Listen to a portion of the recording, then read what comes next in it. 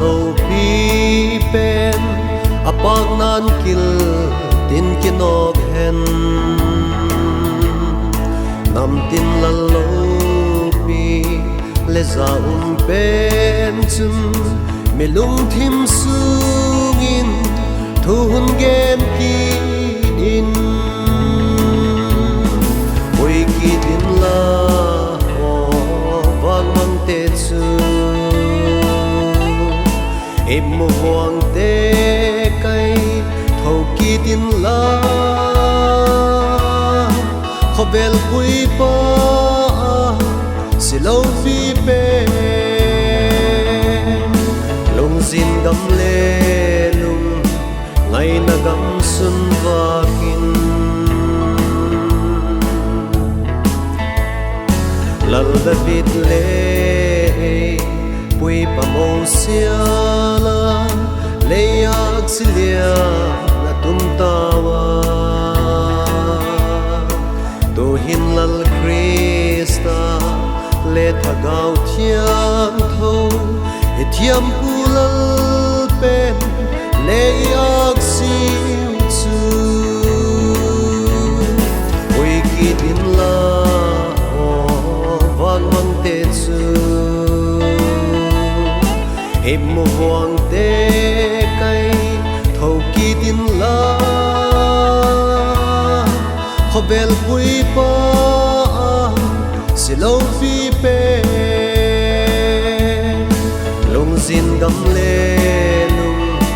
ngai na gam sun va kin tui le le chung him le adin do ma ya thak lo pa thian nang la hi ne le tha le a si de zo sia khin la zalin vak na lo pi a nei ui oi ki din la o wang mang te chu em mo hoang te kai thau ki din la khobel pui pa si lo fi pe lung zin gam le lung ngai na gam sun va kin thu nei na lo pi choi hui na sang pen mal zol na ne tang nang la hi le lung pian la ya tha sa be la no a thi sanin kho bel hum dam ta hen oi ki din la o wang mang te chu em mo hoang te kai thau ki din la